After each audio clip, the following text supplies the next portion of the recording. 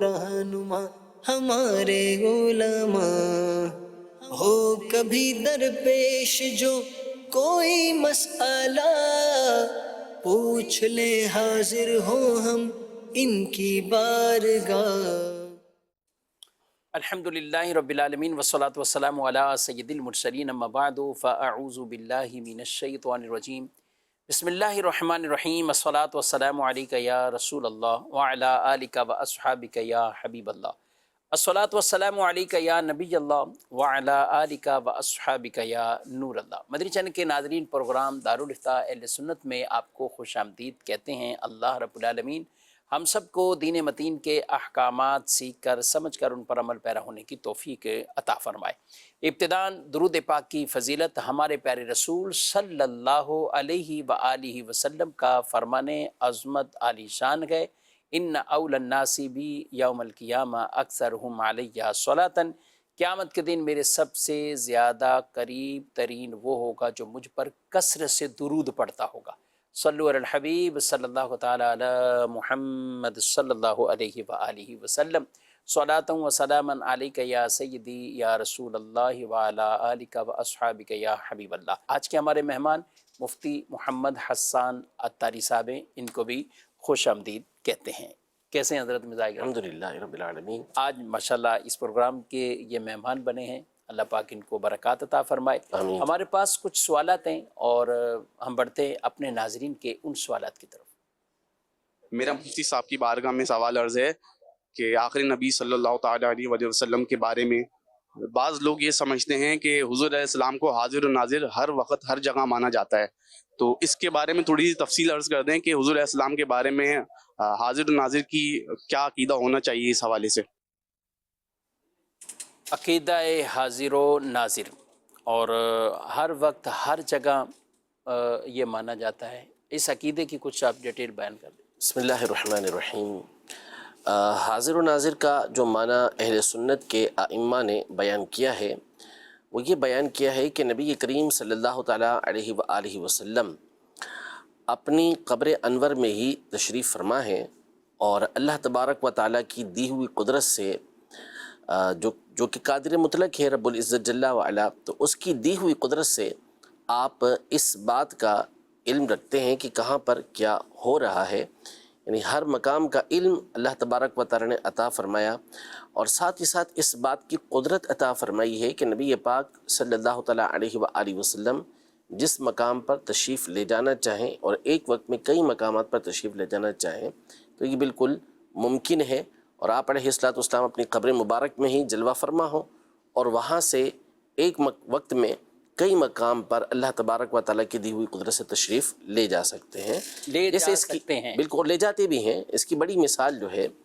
جیسے صحیح قول کے مطابق جو ہے وہ منکر نکیر دو فرشتے ہیں، ٹھیک، اور ایک ہی وقت کے اندر کئی مقامات پر لوگ مرتے ہیں، دفنائے بھی جاتے ہیں، اور برزخ کا معاملہ ان کا شروع ہوتا ہے، تو ان سے سوالات کرنے والے یہ دو فرشتے ہر مقام پر جہاں جہاں میت ہوتی ہے وہاں وہ پہنچے ہوئے ہوتے ہیں۔ تو یہ بالکل واضح طور پر اللہ کی دی ہوئی قدرت ہے کہ وہ دو فرشتے ہیں اور وہی ہر مقام پر پہنچ رہے ہیں۔ اسی طرح شیطان، یعنی فرشتے تو بہت بڑی بات ہے نا، فرشتے تو اللہ کی نوری مخلوق، انبیاء کرام علیہ السلام کا مقام و مرتبہ تو بہت بلند و بالا ہے۔ شیطان کو یہ قدرت ہے کہ وہ انسان کی جو رگیں ہوتی ہیں، خون کی رگیں، اس کے اندر دوڑتا ہے، ایک ہی بڑا شیطان ہے، اور ہر انسان کے ساتھ وہ بہکانے والا معاملہ کر رہا ہوتا ہے، کسی کو کہاں بہکا رہا ہے تو کسی کو کہاں بہکا رہا ہے۔ یہ قدرت اسے دی گئی ہے، وہ تو اللہ کی بارگاہ سے دھتکارا ہوا ہے، تو جب اس کو یہ قدرت ملی ہوئی ہے تو پھر نبی پاک صلی اللہ تعالیٰ علیہ وآلہ وسلم کی شان تو بہت ہی بلند و بالا ہے، ان کو اللہ پاک کی قدرت کیوں نہیں عطا فرمائے گا؟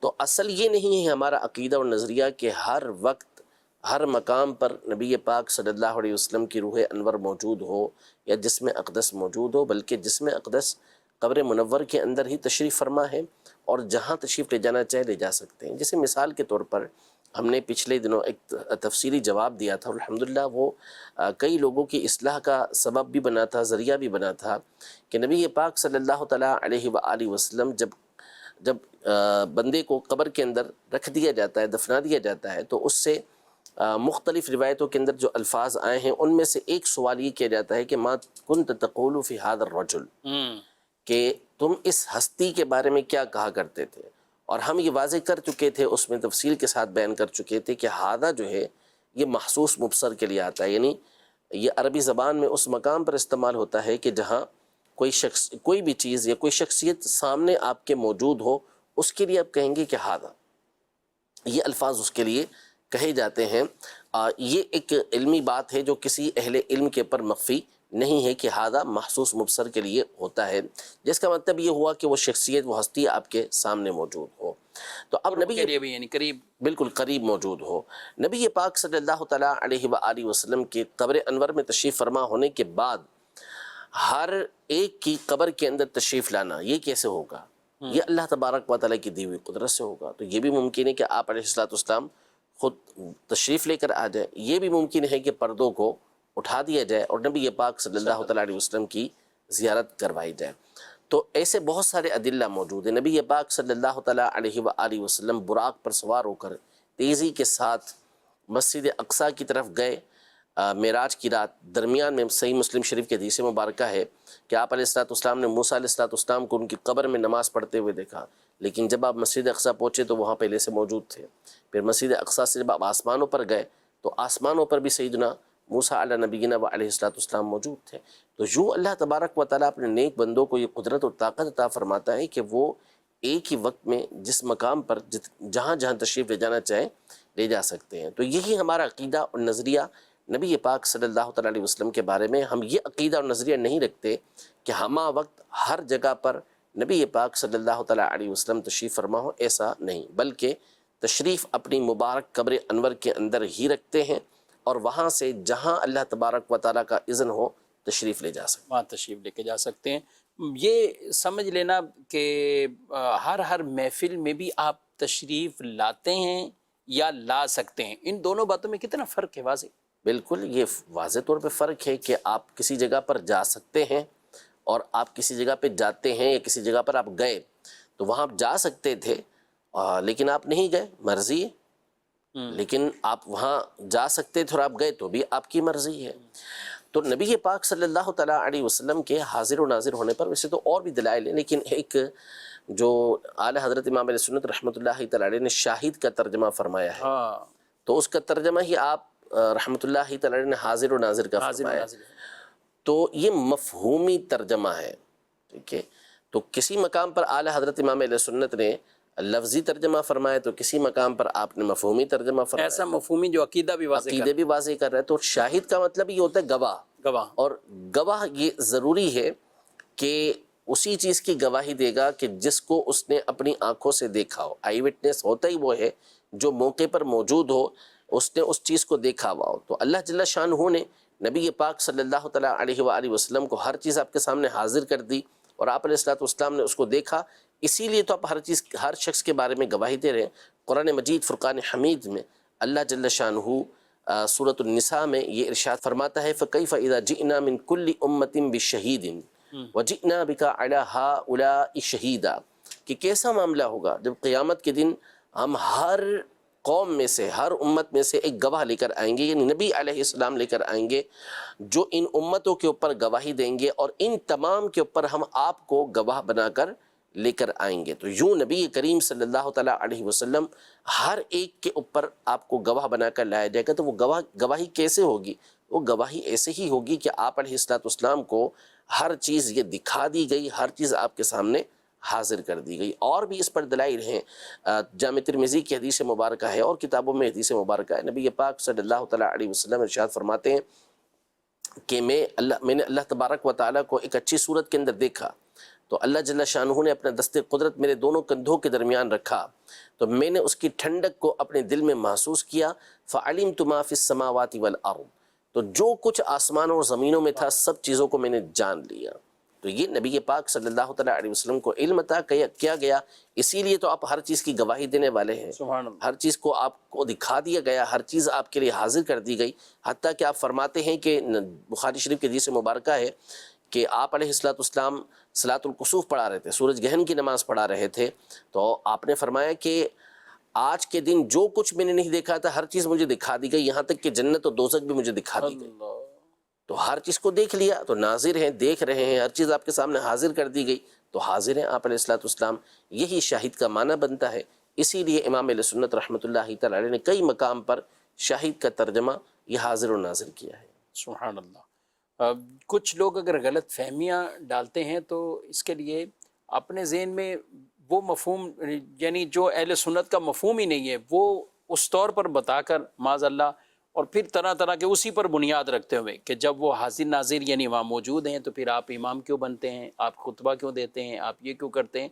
تو ہمارا تو عقیدہ یہ نہیں ہے کہ آپ جسم مسعود کے ساتھ ہر اس محفل میں یا ہر اس مسجد میں آپ اس طور پر موجود ہیں۔ ہاں یہ ہے کہ علم کے ذریعے آپ نے حتیٰ کہ اللہ پاک نے آپ کو وہ علم عطا فرمایا ہوا۔ مجھ سے ایک سوال کیا کسی نے کہا کہ میرے ذہن میں کسی نے یہ ڈال دیا کہ آپ کئی جگہوں پہ مساجد میں دیکھیں گے اہل سنت کے تو پہلی صف کوئی خالی ہوگی نا تو وہ مصلی ہے، عام طور پہ اس میں مصلی تو پچھلی صفوں میں، تو بولے یہ آگے جو مصلی نہیں بچھاتے یا محراب میں مصلی نہیں ہے تو اس کی ایک وجہ یہی ہوتی کہ یہ عقیدہ رکھتے ہیں کہ وہ لا حول ولا قوت۔ یعنی عجیب۔ یہ معروف کیا ہوا ہے، یہ ہاں بعض مخصوص علاقوں کے اندر بالخصوص اس بات کو معروف کیا گیا ہے، ہاں کہ یہ آگے یہ مصلی چھوڑتے اس طرح ہیں۔ رکھتے ہیں۔ تو ایسا کوئی ہمارا نظریہ، کوئی ایسا عقیدہ نہیں ہے۔ صحیح مسلم شریف کی حدیث مبارکہ ہے کہ آدمی کے جھوٹا ہونے کے لیے یہ کافی ہے کہ وہ ہر سنی سنائی بات کو آگے بیان کر دے۔ تو جب تک اس عقیدے کے، اس نظریے کے علم بردار علماء سے اس نظریے اور عقیدے کی وضاحت نہ لی جائے پوچھیے۔ تو اس وقت تک اس عقیدے کو ان کی طرف منسوب کرنا یہ درست نہیں ہوتا۔ جی مزید سوال۔ میرا سوال یہ ہے کہ کسی عورت پر حج فرض ہو گیا، وہ پاکستان میں رہتی ہے اور ان کا محرم کسی اور ملک میں رہتا ہے، تو جو عورت یہاں سے عرب شریف جائے گی اور وہ جو اس کا محرم ہے وہ کسی اور ملک سے جائے گا تو اس میں شرعی مسئلہ تو کوئی نہیں ہے، حج ہو جائے گا؟ میرا یہ سوال تھا آپ سے کہ میں اپنی والدہ کو اپنے چاچو کے ساتھ عمرہ پہ بھیج سکتا ہوں؟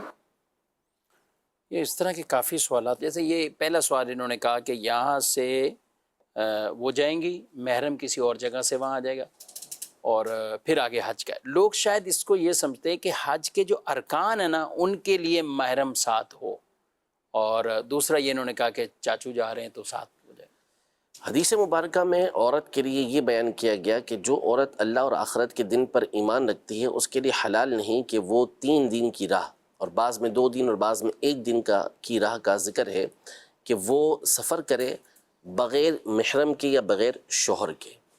یہ اس کے لیے حلال ہی نہیں ہے، جائز نہیں ہے، تو وہ مطلقاً سفر کا ذکر ہے۔ سفر کا اور 3 دن 2 دن اور 1 دن کا مطلب ہے کہ 3 دن 92 کلومیٹر، اور پھر اسی حساب سے نیچے آتے چلے جائیں تو تقریباً 30 کلومیٹر 1 دن کی سفر کی مدت بنتی تھی اس زمانے کے اعتبار سے۔ تو اتنا سفر کرنے سے یہ حدیث مبارکہ میں بغیر محرم کے منع کیا گیا ہے۔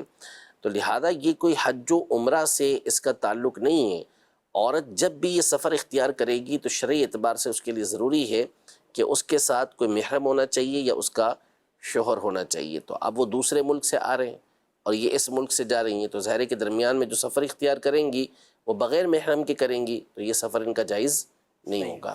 اسی طرح جو ان کے چچا ہیں تو ظاہر ہے کہ وہ ان کی والدہ کے تو دیور یا جیٹھ بنیں گے، تو اس صورت میں وہ اس کے محرم تو نہ ہوئے، جب محرم نہ ہوئے تو سفر کرنا ان کے لیے جائز نہیں ہے۔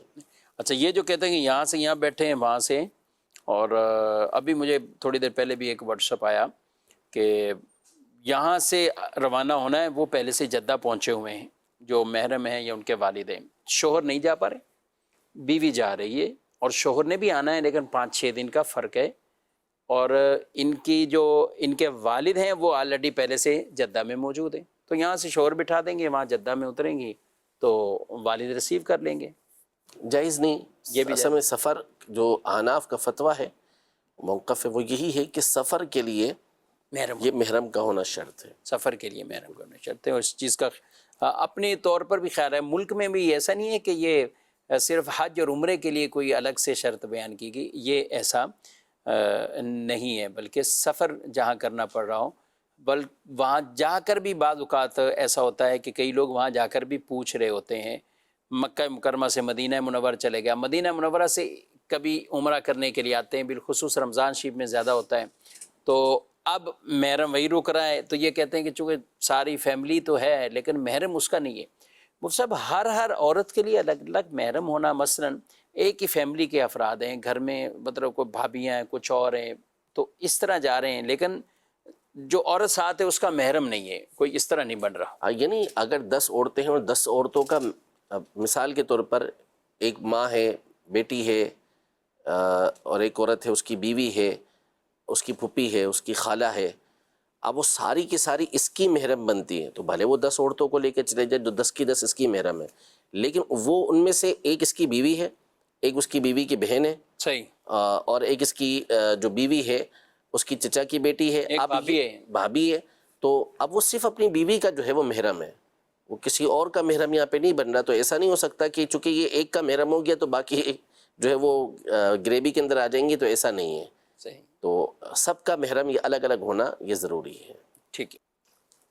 کہتے ہیں کہ حقدار اپنا جائز حق کے لیے کچھ پیسے دے سکتا ہے، کیونکہ بغیر رشوت دیے اس کا حق نہیں دیا جا رہا، کیا کہیں گے؟ دیکھیں، حق ثابت بھی ہو جائے نا تو ایک الگ چیز ہوتی ہے۔ جیسے مثال کے طور پر کسی کی نوکری لگ گئی، اور جو نوکری دینے والا تھا، چاہے وہ سرکاری ہو چاہے وہ پرائیویٹ نوکری ہو، یہ لیٹر آ گیا اور اس کی نوکری اوکے ہو گئی۔ اب درمیان میں کوئی ایسا راشی افسر ہے جو کہتا ہے کہ جب تک مجھے دو گے نہیں اس وقت تک میں تمہاری اس سیٹ پر تمہیں آنے نہیں دوں گا، یا جو لیٹر تمہارا اوکے ہوا ہے اس پر میں سائن نہیں کروں گا۔ یعنی کسی طریقے سے اس کا جو ثابت شدہ حق ہے جو اس کو مل چکا، اس کو وہ روکتا ہے۔ اب اس کے پاس اس کے علاوہ کوئی اور چارہ نہیں کہ وہ اس کا منہ بند کرنے کے لیے اس کو کچھ رقم دے، تو یہ اس کو دے سکتا ہے، وہ اس کے حق میں رشوت ہے، اس کے لیے جائز ہے۔ لیکن ہمارے یہاں بہت ساری صورتیں وہ ہوتی ہیں کہ جس میں حق ثابت نہیں ہوتا۔ اب وہ کہتا ہے کہ میں اس جاب کے لائق ہوں، میں یہ جاب کر سکتا ہوں، لیکن جب تک رشوت دوں گا نہیں اس وقت تک یہ جاب مجھے ملے گی نہیں۔ تو ابھی یہ اس کا حق ثابت نہیں ہوا، اس کو یہ حق ملا نہیں، بھلے وہ اپنے آپ کو اس کے لائق سمجھتا ہے، لیکن ابھی یہ اس کا حق ہے نہیں، تو اس کے حصول کے لیے، اس کو حاصل کرنے کے لیے وہ رشوت نہیں دے سکتا۔ تو جو چیز اس کا حق بن کر ثابت ہو چکی، اب اس کے حاصل کرنے کے لیے وہ رقم دے رہا ہے، تو اس صورت میں یہ دینا جائز ہو جاتا ہے، اور سامنے والے کے لیے وہ رشوت ہوتی ہے، اس کے حق میں رشوت نہیں ہوتی۔ لیکن اس کا فیصلہ کرنا یہ بہت زیادہ مشکل ہوتا ہے۔ یہ تو آپ نے ایک نوکری کی بات کی نا، نوکری میں تو ٹھیک ہے، 1000 بندہ ہے، 100 بندہ ہے، وہ درخواستیں لے کر آئے، ابھی کسی کا حق نہیں ثابت ہو رہا، سارے انٹرویو، امتحان، جو کچھ بھی ٹیسٹ ہیں، اس کے بعد جہاں تک بھی ہو کہ وہ سب کر لیا ہے، اب اس کا نام اسے نہیں جاری کیا جا رہا، یا وہاں پہ ایک۔ لیکن اس کے علاوہ اگر ہم بات کریں، کوئی زمین کے طور پر کوئی مکان ہے، کچھ اور جگہیں ایسی ہوتی ہیں کہ جو اس کا حق بنتا ہے اسے مل جائے، اس طرح کے بھی بعض اوقات یہ میں نے عرض کی نا کہ جو اس کا حق ثابت ہو جائے کہ بھئی یہ اس کا حق ہے اور وہ دے ہی نہیں رہے، وہ کہتے ہیں کہ بھئی اسی صورت میں آپ کو دیں گے جب تک آپ ہمیں کچھ نہ کچھ نہیں دے نہیں دیں گے، اس وقت تک ہم آپ کو نہیں دیں گے۔ تو اس کا فیصلہ کہ وہ آپ کا حق بن چکا ہے، ثابت ہو چکا ہے، ظاہر ہے کہ یہ کوئی مفتی اسلام ہی کریں گے، تو ان کو آپ بتائیں گے تو پھر وہ آپ کو بتا سکیں گے کہ ہاں اس مقام پر آپ یہ رقم دے سکتے ہیں، آپ کا دینا جائز ہے، اس کا لینا حرام ہے۔ تو وہ پھر جیسا مسئلہ ہوگا اسی اعتبار سے اس کا حکم ہوگا۔ ایک قاعدہ اور اصول میں نے آپ کے سامنے اسے بیان کر دیا ہے۔ ٹھیک ہے جی، مزید سوالات کی طرف بڑھتے ہیں، بلکہ ایک پیکج کی صورت میں سوال تیار کیا ہے ٹیم نے، دیکھتے ہیں کیا ہے۔ گزارے کیسے زندگی، آؤ علماء سے پوچھ لیں، آئے جو مشکل پیش کوئی، آؤ علماء سے پوچھ لیں۔ السلام علیکم ظفر بھائی، وعلیکم السلام۔ کیا سوچ رہے ہیں؟ بس ایک بات یاد آ گئی تھی فرحان بھائی، اسی کے بارے میں سوچ رہا تھا۔ کون سی بات یاد آ گئی ظفر بھائی؟ ابھی چند روز پہلے محلے کے ایک دوست کے والد صاحب کے بیماری کے سبب انتقال ہو گیا تھا، ان کے جنازہ میں ان کے رشتہ دار آپس میں بحث کر رہے تھے، جنازے کے سلام کے بعد ہاتھ چھوڑنے چاہیے یا سلام سے پہلے چھوڑنے چاہیے۔ کبھی کبھی میں بھی دیگر نمازیوں کی طرح نماز جنازہ میں سلام کے بعد ہاتھ کھول دیتا ہوں اور کبھی باندھے رکھتا ہوں۔ ظفر भाई बात तो वाकई सोचने वाली है, क्योंकि मैं भी नमाज जनाजा के वक्त दूसरे नमाजियों को देखते हुए कभी हाथ खोल देता हूँ, कभी हाथ बांधे रखता हूँ। बस फरहान भाई यही बात सोच रहा था कि इस बारे में सही मालूमात कैसे हासिल की जाए, क्योंकि लोगों की एक बहुत बड़ी तादाद है जो इस बारे में दुरुस्त इल्म नहीं रखती। ज़फर भाई इस परेशानी का हल है मेरे पास। फरहान भाई क्या हाल है, बताएं मुझे। ज़फर भाई हम मदनी चैनल के मशहूर प्रोग्राम दारुल उफ़्ता अहले सुन्नत में राब्ता करके मुफ्ती साहब से इस बारे में दुरुस्त और शरई रहनुमाई हासिल कर सकते हैं। इससे हमें और कई दीगर अफराद को नमाज जनाजा का दुरुस्त तरीका मालूम हो जाएगा। फरहान भाई वाकई आपने तो मेरी इस परेशानी का दुरुस्त और आसान हल बता दिया। मैं अभी मुफ्ती साहब को कॉल करता हूँ और दारुल इफ्ता अहले सुन्नत कॉल करके शरई रहनुमाई हासिल करता हूँ। जी, दारुल अहले सुन्नत में कॉल करेंगे। हाँ, नंबर आप ज़रूर रख लीजिए। बल्कि इस तरह का कभी भी आपके पास कोई ऐसा मसला आता है, आप अपनी दुकान पे हैं, कहीं पे भी, तो दारुल अहले सुन्नत के ये नंबर हैं और दिन में 10 बजे से लेकर 4 बजे तक ये ऑन होते हैं।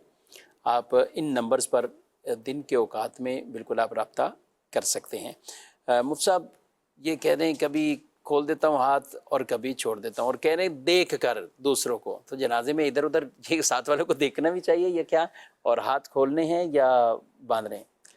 पहले तो मैं जो फ़िक़्ह हनफ़ी की मशहूर कुतुब के अंदर जो मसला लिखा हुआ है वो बयान कर दूँ, फिर इसके बाद कुछ और गुफ्तगू इस पर कर लेते हैं कि जो तरीक़ेकार सही है, दुरुस्त है, वो यही है कि जैसे ही चौथी तकबीर कही गई इसके बाद दोनों हाथ छोड़ देने हैं, उसके बाद फिर सलाम ये फेरा जाएगा दोनों तरफ।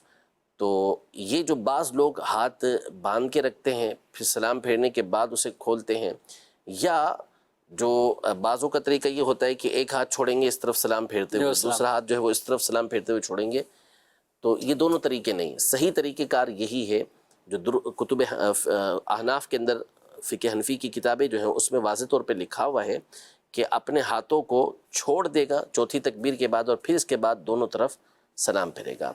असल में यहाँ पर एक उसूल ये है कि जो क़ियाम में हाथ बांधे जाते हैं वो उस क़ियाम के अंदर हाथ बांधे जाते हैं जहाँ पर कोई तवील ज़िक्र करना हो, तवील ज़िक्र जिसके अंदर मसनून हो, तो वहाँ हाथों को बांधा जाता है, वरना हाथों को बांधा नहीं जाता, हाथों को छोड़ दिया जाता है। जैसे मिसाल के तौर पर आप क़ौमे में खड़े होते हैं रुकू से, तो वहाँ पर हाथ बांधे नहीं जाते बल्कि हाथ छोड़े जाते हैं, क्योंकि यहाँ पे कोई तवील ज़िक्र नहीं है।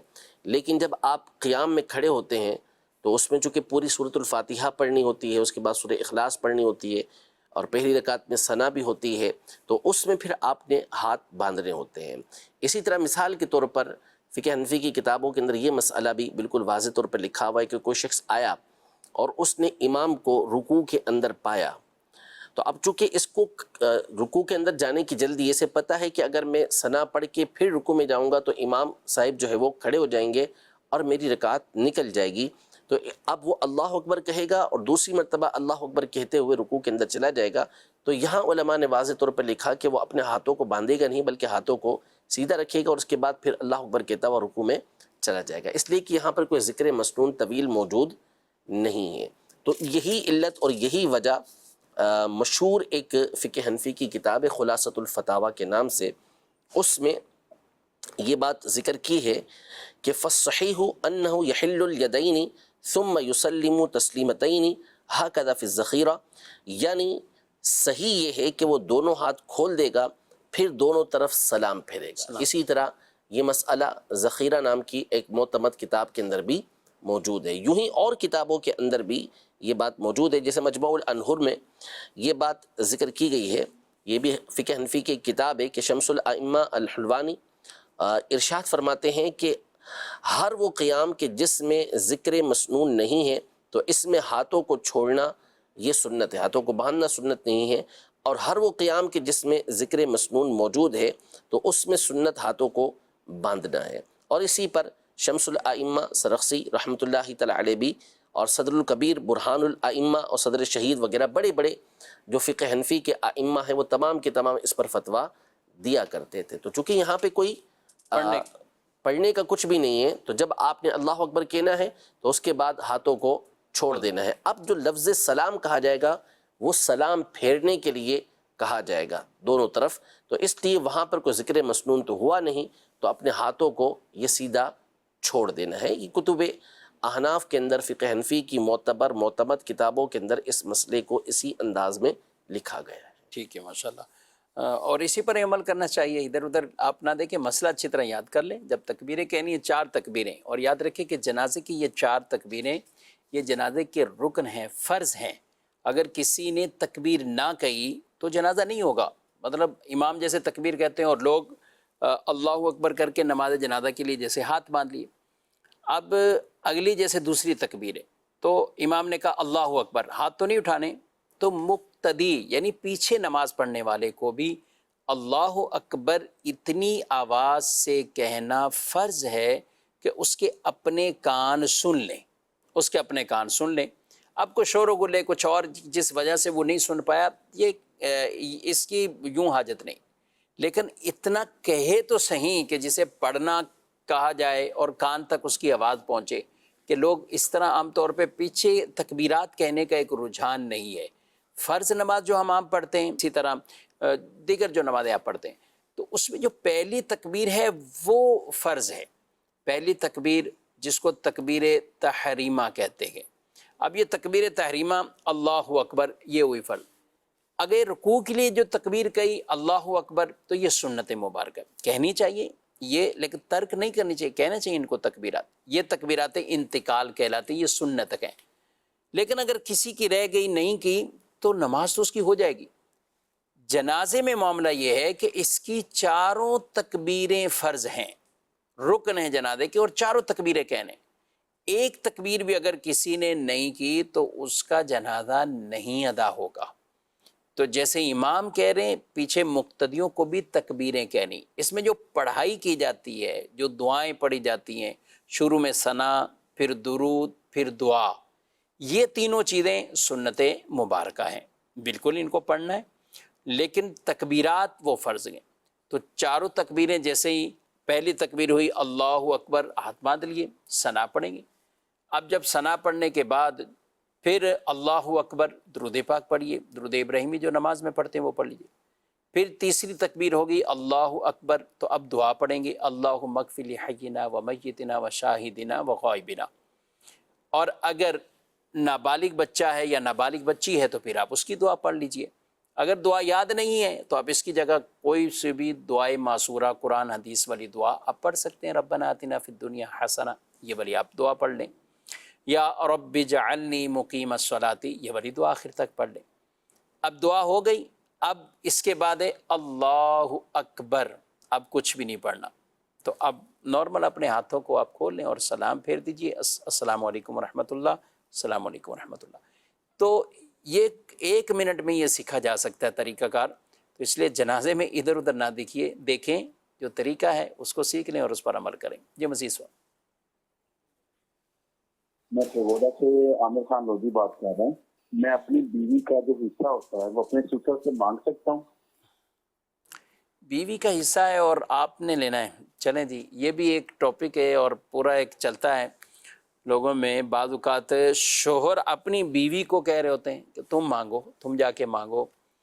اب وہ اگر نہیں مانگ رہی تو یہ تو کہہ رہے ہیں کہ میں ڈائریکٹ ہی سسر صاحب سے مانگ سکتا ہوں۔ مسئلہ یہ نا کہ یہ سسر صاحب سے مانگ رہے ہیں، تو سسر صاحب سے جو حصہ مانگ رہے ہیں تو وراثت تو نہیں بنے گی سسر صاحب جب زندہ ہیں۔ ہاں اگر ساس کا ہے، یہ بھی بات ہے، ساس کا حصہ ہے، وہ انتقال کر گئی ہیں اور وہ بنتا ہے بیوی کا حصہ، بیٹی کا حصہ، تو اب مطالبہ تو بہرحال بیوی کا حق ہے، یہ کیوں مانگنا چاہ رہے ہیں تو وہ پھر دیکھا جائے گا اس کا۔ اور کئی گھروں میں اس وجہ سے لڑائی ہو جاتی ہے، داماد کو کیا حق بنتا ہے کہ وہ بنتا، اور اس کی بنیاد پر یعنی بیوی کو کیوں بول رہا ہے کہ وہ جا کے لے۔ جی بالکل۔ بعض اوقات تو اس میں پیچھے بہت سارے پرانے جھگڑے ہوتے ہیں، پرانی دشمنیاں اس کے اندر ہوتی ہیں، کسی کے اوپر خار ہوتی ہے، اس کو نقصان پہنچانا مقصود ہوتا ہے، اس لیے اس کو پریشر دے رہے ہوتے ہیں کہ تم جا کے مانگو ہی مانگو، بالکل، اور پھر اس کا جینا حرام کر دیتے ہیں بعض اوقات گھر کے اندر۔ تو یہ بالکل غلط طریقہ کار ہے۔ اور اگر سسر سے مانگنے کا مطلب یہ ہے کہ سسر کی جو اپنی جائیداد ہے اس میں سے مانگنے پر مجبور کر رہے ہیں، تو اس کی تو کسی صورت بھی اجازت نہیں ہے، کیونکہ وہ سسر کی چیز ہے، اس کی مرضی ہے کہ وہ جب چاہے جس وقت چاہے اسے تقسیم کرے۔ اسے مجبور نہیں کیا جا سکتا، اپنی مرضی سے اپنی خوشی سے وہ تقسیم کر سکتا ہے، لیکن وہ بھی اس کے جو بیٹے بیٹیاں ہیں وہ ان کا حق بنتا ہے کہ بعض صورتوں میں وہ کب جا کے مطالبہ کر سکتے ہیں۔ داماد کا بہرحال اس میں کسی طرح کا کوئی حق نہیں ہے۔ ٹھیک ہے، کچھ ایس ایم ایس بھی ہیں، ان کو بھی شامل کرنا ہے۔ عورت اگر ضد کر رہی ہو اور محرم کے بغیر ہی کہے کہ میں گروپ کے ساتھ جا رہی ہوں، تو شوہر پر کیا لازم بنتا ہے؟ شوہر پر کیا لازم ہے؟ شوہر حتی الامکان اس کو روکنے کی کوشش کرے گا، جتنی اس کے پاس قدرت ہے، طاقت ہے، جتنا اس کو سمجھا سکتا ہے اسے روکے گا، کیونکہ وہ گناہ کا کام کر رہی ہے، تو گناہ سے جتنی قدرت ہوتی ہے اس کے مطابق روکنے کی کوشش کی جاتی ہے۔ اب اگر وہ چلی گئی شوہر کی بات مانے بغیر، شوہر نے اپنا فرض پورا کیا، اپنی قدرت کے مطابق اس کو روکنے کی کوشش کی، تو یہ عورت ویسے ہی سخت گناہ گار ہوگی۔ ایک تو جو جا رہی ہے اس پر گناہ گار، پھر اس معاملے کے اندر شوہر کی نافرمانی کرنا یہ ایک الگ خرابی ہے۔ تو بعض روایتوں کے اندر یہ موجود ہے کہ ہر قدم پر وہ گناہ گار ہوگی۔ کہ اب مقصد کیا ہے؟ حج پر جانے کا مقصد کیا ہے؟ عمرے پر جانے کا مقصد کیا ہے؟ کیا سیر و تفریح مقصود ہے یا آپ کی جو ایک دلی خواہش ہے اسے پورا کرنا مقصود ہے؟ اگر تو مقصود اللہ اور اس کے رسول کی رضا ہے جل وعلا وصلی اللہ تعالیٰ علیہ وآلہ وسلم، تو پھر تو آپ کو ظاہر ہے کہ جو اللہ اور اس کے رسول کا حکم ہے، جو طریقہ کار ہے، اسی کے مطابق عمل کرنا چاہیے۔ اس طرح حج کے لیے جانا یا عمرے کے لیے جانا جس میں اللہ اور اس کے رسول کی نافرمانی ہوتی ہو، ان کی ناراضی اس کے اندر ہو، تو پھر اس حج اور عمرے کا فائدہ کیا ہوگا؟ کوئی فائدہ اس کے اندر نہیں ہوگا۔ تو ایسی عورت کو عبرت حاصل کرنا چاہیے، اور ایسے معاملے میں ویسے ہی اس کے لیے جانا غلط ہے، اور پھر یہاں پر شوہر کی ناراضی ایک الگ ہے، تو خرابی پر خرابی ہے، ہرگز اسے نہیں جانا چاہیے۔ ٹھیک ہے، ایک سوال ہے یہ بھی کسی بہن کی طرف سے کہ میں پردہ کرتی ہوں لیکن گھر والے کہتے ہیں کہ ٹھیک ہے پردہ کرو، اگر گھر پہ کوئی کزن وغیرہ آتے ہیں تو تم بھی کوئی سلام دعا کر کے سائڈ پہ ہو جاؤ، ورنہ لوگ بہت باتیں بناتے ہیں اور میں خود پریشان ہوں، مجھے کیا کرنا چاہیے؟ کوئی باتیں نہیں بناتے، اصل میں اپنے سر پہ سوار کیا ہوا ہوتا ہے کہ باتیں بناتے ہیں، باتیں بنائیں گے تو شریعت مطہرہ پر عمل کریں گے تو انشاءاللہ یہ مشکلات اور پریشانیاں دور ہوں گی۔ تو جو نامحرم ہیں ان سے بہرحال پردے کا حکم ہے، ان سے دور رہنے کا حکم ہے، تو اس طرح ان کے آنے پر ان سے فری ہونا یا سلام دعا کرنا یہ طریقہ کار بہرحال ٹھیک نہیں ہے۔ اللہ پاک ہم سب کو احکامات شریعہ پر عمل کی بھی توفیق ایسی عطا فرمائے اور ان کو سیکھنے کا بھی ہمیں جذبہ عطا فرمائے، یعنی ہم حکم شریعت سیکھیں بھی اور پھر اس کے مطابق عمل بھی کریں۔ کئی ایسی چیزیں ہوتی ہیں، نیکی والے کام بھی بعض اوقات آدمی اپنے زوم کے مطابق کر رہا ہوتا ہے، گمان کے مطابق کر رہا ہوتا ہے، لیکن ان میں نہ سیکھنے کی وجہ سے کچھ گناہ کی چیزیں بھی شامل ہو جاتی ہیں۔ بظاہر نیکی کر رہے ہیں مگر گناہ کی چیز شامل ہو، تو اس لیے نیکی والے کاموں کو بھی شریعت مطہرہ کے بتائے ہوئے طریقے کے مطابق کرنا ہے۔ تو سیکھتے رہیں گے تو انشاءاللہ علم سیکھتے بھی رہیں گے تو اس پر عمل کرنے کا جذبہ بھی وہ نصیب ہوگا۔ اللہ پاک ہم سب کو عمل کی توفیق عطا فرمائے۔ مدنی چینل دیکھتے رہیے، فی امان اللہ۔ ہادی و رہنما ہمارے علماء، ہو کبھی درپیش جو کوئی مسئلہ، پوچھ لے حاضر ہو ہم ان کی بارگاہ۔